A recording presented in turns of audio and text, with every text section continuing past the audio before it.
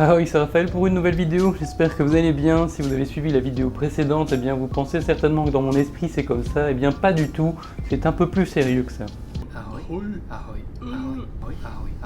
Trêve de plaisanterie, aujourd'hui donc j'ai 30 ans, c'est pas rien, et j'ai pensé à plein d'idées de sujets de vidéos, de manières de faire, mais avec les délais que je me suis imposé, c'est un peu difficile.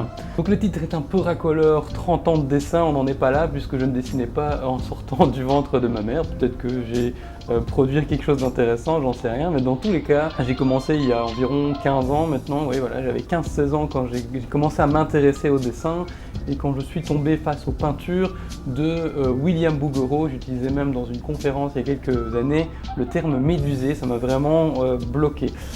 Donc je m'étais dit, waouh, ok, dans quelques années, il faut absolument que je fasse ça. Et au final, si j'avais su que 30 ans plus tard, il n'en serait rien et que j'allais vraiment dans une direction opposée, puisque je vais plus dans quelque chose d'illustratif et presque cartoon avec les formes que j'essaye d'explorer aujourd'hui, eh bien j'en aurais été fort étonné, je ne sais même pas si ça m'aurait intéressé à ce moment-là. En tout cas, c'est là que je sens qu'il y a eu une évolution, et je vais parcourir avec vous les différents répertoires de dessins que j'ai, et voir cette progression qui a pu s'effectuer en 12 à 15 ans. On va voir ce que je peux retrouver, je vais retrouver ça avec vous.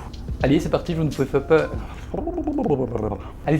fais pas plus attendre, je me connecte directement à l'ordinateur et on y va. Oh finisse, c'est complètement nul. On commence par 2005, j'avais 17 ans, c'était il y a 13 ans, donc ça ne me rajeunit pas. Et voici mon tout premier dessin digital, il a été fait à la souris. Enfin, le dessin a été fait directement sur le papier, et ensuite je venais de découvrir la numérisation, qui prenait des heures à l'époque, et puis voilà, les premières couleurs que je venais d'appliquer là-dessus. Je pense que j'utilisais non pas Photoshop, mais PaintShop Pro, et j'ai utilisé ça pendant des années. Ensuite, je me lançais des défis un peu débiles, je dessinais directement à la souris. Faut un peu se rendre compte de l'époque, dessiner directement à la souris aujourd'hui, j'en serais incapable. J'ai commencé par le manga. On dit souvent qu'il ne faut pas se lancer là-dedans. Eh ben moi, ça m'a pas desservi, au contraire, ça m'a nourri ma passion du dessin. Je pense que chaque génération et même chaque pays a la culture qui le motive pour entreprendre différentes choses. Et l'art, ici, c'était le manga qui m'a motivé à rentrer dedans. Donc c'est legit, il n'y a pas de problème. Ça c'est un Oekaki, c'est des dessins qu'on peut faire directement en ligne. Bon, c'est des plateformes qui ont plus ou moins disparu maintenant, mais voilà, on pouvait dessiner, on n'avait pas besoin d'outils comme Photoshop, donc c'était gratuit, et les gens pouvaient voir la progression qu'on avait fait sur le dessin. Donc il y avait vraiment un enregistrement de ce qui avait été fait. C'était vraiment formidable à l'époque. Toujours numérique, là je crois que je venais de recevoir une tablette, une Graphir 2 de chez Intuos qui avait été achetée pas très cher dans un Aldi. Si vous voyez un peu le genre de magasin, c'est vraiment petite supérette, mais il y avait du Intuos. Voilà, et mon père m'a fait plaisir, et c'est là que j'ai pu faire mes premiers pas en digital. Mais j'en ai quand même pas dessiné beaucoup, ça m'effrayait un petit peu quand même à ce moment-là.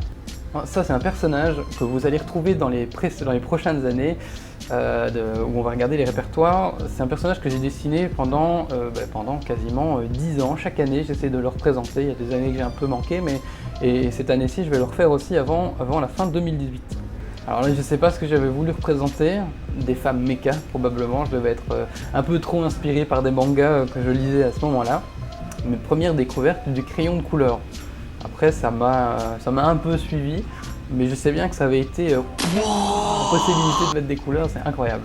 2006, donc je continue avec le digital, j'ai la tablette, j'en profite, voilà ma tête, ce qu'elle donne de profil sans barbe. J'essaye de faire de la bande dessinée, mais je reste à une seule planche, j'ai rien à raconter. Je crois que je jouais à Soul Edge sur PlayStation 1 qui raconte une épée qui dévore des âmes. Et voilà, j'ai voulu représenter ça. Je continue avec des carnets comme ça, j'en ai rempli, mais une quinzaine, donc de plus de 200 pages de chez Canson. Là aussi, c'est une petite dédicace, petit souvenir. C'était mon professeur de stage à l'époque quand je faisais de l'imprimerie, qui était le père d'un ami, et qui, voyant ma passion pour le dessin, s'est dit ok, écoute, tiens, ça c'est pour toi, et il m'a refilé une dizaine de carnets comme ça que j'ai remplis au travers des 2 années qui ont suivi. Donc un grand merci à toi. Voilà, encore du digital. Voilà, j'essayais des petites choses, je comprenais pas du tout les raccourcis, mais j'essayais quand même, regardez-moi ce bras. Je jouais beaucoup à Ragnarok Online, je sais pas si vous connaissez, mais c'est un jeu sur lequel j'ai passé 10 ans de ma vie, non, j'exagère, 5-6 ans de ma vie, voilà, là on est plus dans des années concrètes, mais voilà, j'étais vraiment ce qu'on peut appeler un no-life et je jouais à ce jeu-là mais constamment, et ça c'était un de mes personnages. Je faisais aussi beaucoup de jeux de rôle et j'adorais dessiner mes personnages. Mais voilà, c'est déjà tout pour 2006, à mon avis c'était essentiellement des personnages de jeux comme ceux-là. 2007, je continue à faire du digital painting, mais toujours mélangé avec du traditionnel, qui me touche davantage. Un personnage que j'ai redessiné récemment, je sais pas, je l'adore. À mon avis, c'est parce qu'on voit son sgeg, ça doit vraiment participer à son affect. Alors là, c'est ma période, non pas Tim Burton, mais tout le monde me l'a pointé du doigt, c'est là que j'ai découvert Tim Burton, donc grosse surprise. Et de faire ce type de symbole, dès qu'on commence à rajouter des rayures sur des personnages, ça fait très Tim Burton. Et là, j'en ai fait beaucoup, je me sentais super créatif. Pour moi, c'est vraiment un bond dans ma créativité, ça. Premières études, alors il faut pas croire, on n'avait pas fait 1000 à cette période-là, mais je commençais à étudier ma petite main et me dis tiens, il y a peut-être des choses à en tirer, mais en fait non, puisque je ne l'étudiais pas, je ne faisais que la reproduire. Petit big up à Kourou que je vais aller voir au Art Weekend puisqu'il va donner une conférence. J'avais essayé de représenter un de ses personnages que j'aimais beaucoup, j'adore ses designs, et voilà, j'avais vraiment envie de lui faire un petit dédicace. Pareil pour Mathieu Moreau qui est devenu auteur de bande dessinée, on en a fait du chemin depuis 2007. Et j'avais représenté un de ses personnages. Là c'est moi, avec un look très bizarre, mais c'est effectivement le look que j'avais. Et en fait là ici c'est intéressant puisque je commençais à essayer de dessiner un peu en volume, et je me rends compte qu'aujourd'hui, donc plus de 10 ans plus tard, je suis en train de retourner vers ce style-là. Et donc en fait il n'y a vraiment pas de mal à retourner en arrière et aller regarder ce qu'on a pu faire par le passé, parce que ça peut vraiment avoir beaucoup de valeur de se dire tiens, quel chemin j'ai parcouru, qu'est-ce que j'ai appris, et qu'est-ce que j'ai essayé de dire avant. Et peut-être qu'aujourd'hui je suis capable de le dire, mais d'une meilleure manière, donc ce langage graphique. Ici, gros projet. Pour moi, c'était vraiment important. Ça a aussi quelque chose qui m'a dynamisé à travers le temps, ça s'appelle Carabine. C'était un projet où j'avais une idée d'histoire, je l'avais écrite, j'avais commencé à dessiner des personnages. Bon, la motivation n'a pas duré longtemps, ça a duré 2 nuits complètes où j'étais focus à dessiner tout le temps. J'étais happy, je faisais des poses différentes. Enfin, pour moi à l'époque c'était différent, c'était varié. Pour moi, ça c'était réaliste à l'époque. Je faisais des portraits comme ça, je mettais un peu de shading et je pensais que waouh, ça c'est du réalisme. Maintenant, on est en 2008 et là, il y a aussi, je continue à faire du traditionnel et c'est vraiment d'explorer toute ma créativité. Autre dessin qui a de l'importance, ma première vraie illustration digitale, c'était pour le site La Brute. Bon, c'était pas une illustration vendue, c'était un fan art. Seconde grosse illustration pour moi dans la même année, donc là je continue à produire. Là j'avais été à une exposition de Jean-Luc Moorman, c'est un artiste belge qui fait vraiment plein de graphismes dans tous les sens. Et voilà, je me suis dit tiens, c'est vrai que l'art c'est pas simplement dessiner des personnages comme j'aime faire, ça peut être aussi autre chose, donc je me suis un peu éclaté à faire des formes de tags, mais toujours avec finalement des personnages. Alors à la période Mario Kart, je me suis enfermé un été pour y jouer, et j'ai adoré. Nous voilà maintenant en 2009, c'est vraiment une année charnière puisque c'est là que j'ai découvert le speed painting, que j'ai reçu ma nouvelle tablette graphique et j'ai vraiment eu une utilisation intensive du digital painting. Initialement, c'était pour faire ça. Je voulais faire du traditionnel, je voulais faire de la peinture acrylique, de la peinture à l'huile. Sachez que ça c'est la première et la dernière que j'ai réalisée. Donc, vous voyez le changement qui a été effectué. Et c'était en faisant des peintures digitales en très peu de temps, donc du speed painting en 2 heures. C'est aussi la découverte donc, du speed painting. Et ensuite les reproduire sur toilette, voir à quel point l'outil pouvait être efficace pour travailler les couleurs, la compo, etc. Et ensuite en faire une pièce traditionnelle qui était plus difficile à mettre en place. Et en fait ça a eu l'effet complètement inverse puisque je me suis lancé dans le speed painting pendant 1 mois. J'ai reçu une nouvelle tablette, la Lintuos 3, donc ça c'est vraiment level up par rapport à ma petite Graphir 2. Et voilà, j'ai fait plein de choses, j'ai fait plein d'essais. J'étais revenu en enfance, c'est quelque chose que j'avais perdu. Vous savez, cette créativité où on jette tout sur le papier et en fait on s'en fout d'avoir la technique ou pas et on n'a pas peur de se lancer. Et au final on crée plein d'idées de toutes sortes. Voilà. Donc j'ai retrouvé ça pendant une période et j'aimerais bien le retrouver aujourd'hui. Pendant la période de Noël, j'ai dessiné 200 paintings.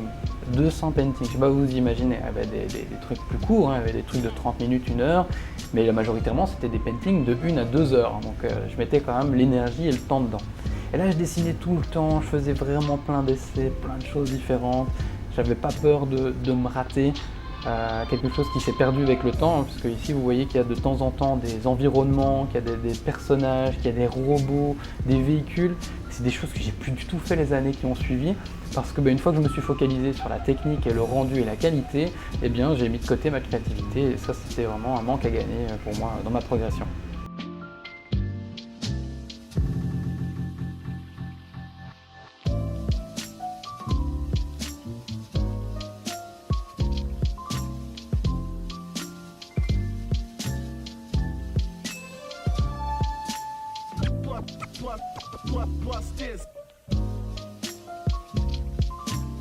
« 2010, nouvelle année charnière, puisque je crée un croquis par jour. Ça, c'est une version que vous avez probablement moins connue. C'est la première version du blog. Et après, j'ai tout supprimé, j'en ai recréé un autre, celui que vous avez donc connu, où j'avais pas réussi à tenir mes objectifs, mais je dessinais quand même de façon régulière avec des sujets différents. Vous voyez des paysages, bon sang, des paysages que j'ai perdus aujourd'hui. Comment ça a été possible ça? Je comprends pas, je ne comprends pas. 2011, je vais pas dire année charnière, je crois que c'est une des années où j'ai le moins dessiné. Mais je continuais mon exploration, des autoportraits, avec moins de barbe, un peu plus triste quand même. La découverte de PenChat. PenChat, c'est un peu comme Oikaki, comme dont je vous ai parlé. Et en fait, là, c'est dessiner directement en ligne avec des gens que vous ne connaissez pas. Donc, vous pouvez être jusqu'à 20 sur une grande feuille blanche et commencer à dessiner du Dragon Ball et des portraits. J'aimais bien faire ça. Je travaillais avec les valeurs, c'était pas mal. 2012. Commence à essayer de faire des personnages d'imagination avec des poses un peu dynamiques. Ah bah là je crois que ça a été character design. Je me suis vraiment enfermé là-dedans quoi. Sarah Honorès qui revient encore. Ici premier made painting, bah, j'allais pas tarder à être embauché chez Dirty Monitor, il fallait que je fasse des tests. Première caricature, la toute première, quand même quelque chose. C'est Tyrion de Game of Thrones. Là j'avais essayé de faire un angle, j'avais essayé de faire une composition, ça aussi malheureusement ça s'est perdu avec le temps.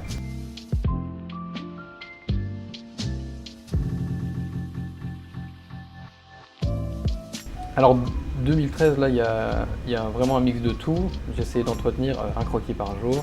Et donc chaque jour, il fallait que ce soit un peu différent. J'avais fait pas mal d'études avec Quick Pose et Pose Maniac. C'est des sites pour pouvoir avoir des poses différentes et de dessiner. Et du coup, comme j'en dessinais vraiment beaucoup, après je voulais essayer de voir si de tête j'arrivais à reproduire des poses ou en inventer. Et là, j'avais été assez productif.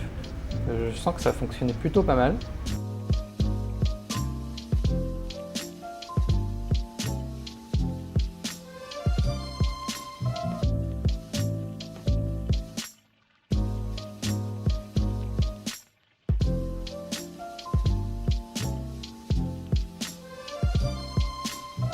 Des tests de mix entre photo et painting pour faire des designs. Là je me suis lancé en jeunesse, donc de 2013 j'ai essayé de rejoindre le secteur jeunesse sans trop de succès, ça n'a pas été très facile. Je faisais aussi beaucoup de sessions sketch tout le temps, tous les soirs, c'est ce que j'ai appelé la dernière fois le sketch minute, c'est vraiment juste se faire plaisir avec les compétences qu'on a. Bon, de temps en temps c'est bien, mais beaucoup, voilà, je ne sais pas si ça m'a été profitable. Alors là on arrive sur les première caricature de qualité, travaillée, et c'était Conan le Barbare. Mon premier résultat, j'en étais très content. Suivi de Dexter qui, aujourd'hui, je trouve qu'il a toujours du charme et fonctionne encore bien. Donc toujours aussi mettre du temps et de l'énergie dans un painting, parce que des années plus tard, il vous plaira encore, alors qu'un croquis jeté sur une feuille, bah, vous allez le regarder et faire meh. En fait, la caricature, après, c'est devenu un exutoire quand j'avais pas d'idée, quand je me sentais un peu nul et que j'avais besoin de faire quelque chose que je savais faire. Faire du rendu et de la caricature qui à ce moment-là me semblait pas très compliqué. Alors justement, je vous avais parlé de carabine plus tôt et j'avais repris les designs, et ben les voilà justement. Elle était très contente ces sketchs-là, aujourd'hui encore je trouve qu'ils sont pas mal. Mon premier live stream, ma première vidéo en ligne où vous étiez avec moi sur le chat, je sais pas si vous vous en souvenez, mais moi je m'en souvenais très bien. J'avais les mains qui tremblaient et la voix aussi. Ça c'est vraiment la clé de un croquis par jour, c'est d'avoir testé des choses complètement différentes jour après jour. Même si c'est faire 10 character design pendant 10 jours, à chaque fois il fallait que j'amène quelque chose d'unique, que ce soit dans le design, dans la couleur ou de la composition. Ça c'est mes premières illustrations pour le domaine du jeu vidéo. J'avais dû faire toute une série de personnages avec toutes leurs modifications, des cheveux différents, des accessoires différents, etc. Pour un jeu de cuisine en ligne. Première grosse illustration travaillée avec un environnement, personnage, etc. C'était sur illustration motivation. On avait un défi à faire pendant un mois, c'était de faire plein de recherches. Donc recherche de personnages, environnement autour d'une thématique qui avait été donnée et ensuite pondre une illustration. Ça c'était encore une image pour une exposition, ça avait été imprimé sur une bâche de 2 ou 3 mètres, j'en sais rien, enfin, c'était impressionnant, j'étais très content de ce truc. 2014, c'est la continuité de Un croquis par jour. J'essaye de rejoindre le milieu de la jeunesse. C'était vraiment pas évident, ça n'a pas marché pour moi en fait, je n'avais pas les bonnes démarches. Mais c'est là où j'ai essayé de varier mes styles, de les rendre un peu plus stylisés, et j'ai vraiment pris mon pied à le faire. Et tous les croquis noirs et blancs, ça c'était pour le bouquin Un croquis par jour, que j'avais essayé de sortir, mais faute de moyens financiers, enfin j'ai eu un investissement à faire ailleurs. J'ai dû postposer le bouquin qui n'a finalement jamais vu le jour, mais qui est pourtant complètement fait. J'ai encore le PDF qui peut être imprimé. Donc si ça vous intéresse, ça se passe dans les commentaires, hein, signalez-le moi et je ferai un partage. J'ai fait des daily speed paint, ça c'est en 30 minutes de devoir faire une image autour d'un sujet. Très efficace comme exercice. Alors, dans cette année-là, comme je disais pour le blog, je dois tester plein de choses. Donc, je continue à faire du daily speed paint, cela c'en est justement. Les petits warriors et petits guerriers là, et ça m'a vraiment beaucoup appris aussi, essayer de synthétiser, ok, en 30 minutes, comment je peux vraiment mettre un sujet sur la table. Et je pense que pour m'entraîner au storytelling, je vais reprendre cet exercice, et pour la composition également, de speed painting, parce que en revoyant ces plans, je me dis, mais waouh, c'est des choses que je fais plus du tout, encore une fois, et c'était plutôt efficace, ça donnait plutôt pas mal. Sarah Honores à nouveau, et cette fois-ci avec un style qui me plaisait plutôt pas mal en fait, hein, c'était plutôt cool de mettre tous ces hachurages.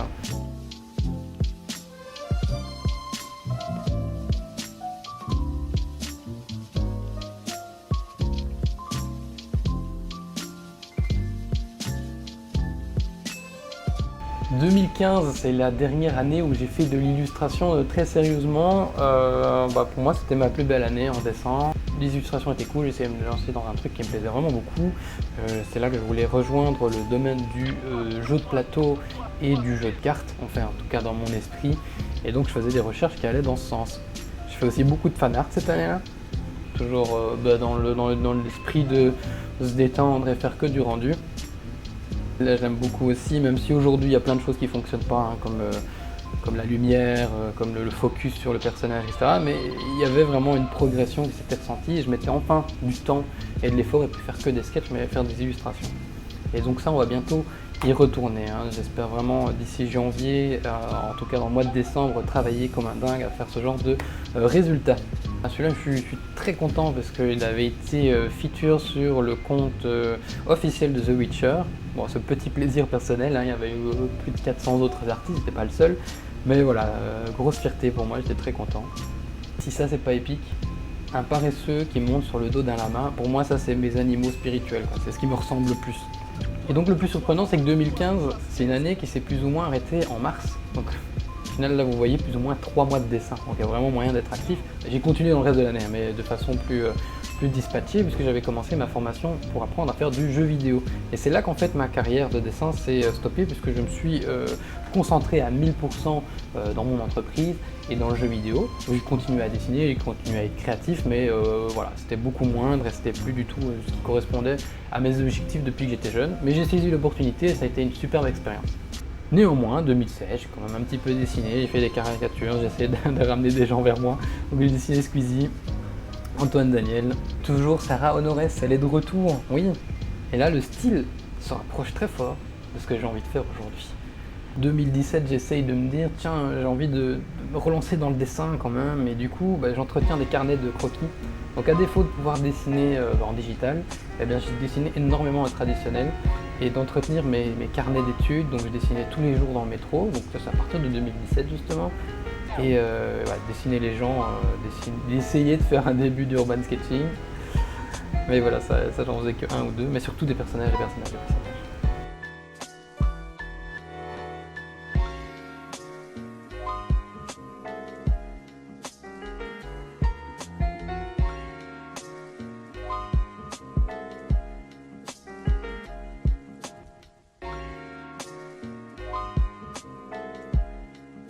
C'est aussi la première fois que j'ai fait Inktober. Là j'étais vraiment motivé, j'ai été jusqu'au bout, j'ai fait les 31 jours. Et je voulais aller plus loin que Linktober et je voulais commencer à mettre des couleurs, quelque chose qui me ressemble beaucoup. Dans la même année, j'ai essayé de reprendre du barbare. On voit que c'est un essai, il n'est même pas fini. Je fais du pixel art puisque c'est ce que je faisais au boulot. Et surtout fin de l'année, je me relance dans une série ambitieuse puisque j'ai une semaine de temps libre devant moi. Mon entreprise vient de fermer. Donc c'est l'opportunité de reprendre le dessin. Et donc j'ai voulu faire une série un peu spéciale autour d'Undertale parce que j'étais fan de ça. Et voilà, et pendant une semaine j'ai pas arrêté et j'ai repris goût au dessin et j'ai repris goût à faire du shading, aussi aller dans quelque chose de plus stylisé. Enfin bref, tout s'est mélangé en même temps et je me dis ok, là, Raph, il y a quelque chose, il faut que tu exploites. Et on retrouve toujours Sarah Honores pour une année de plus qui a encore progressé et où j'ai rajouté le Demon's Gag. Donc 2018, dernière année, écoutez, j'ai pas dessiné beaucoup, un petit peu en voyage. Pendant les 4 mois, j'ai peut-être rempli une dizaine de pages, sans plus. Pour ce qui est de l'urban sketching que j'ai fait ce dernier mois, je vais pas m'attarder dessus puisque je vous l'avais déjà vu dans la vidéo précédente. Et de reprendre ce petit personnage que j'avais fait à l'époque, toujours Demon's Gag.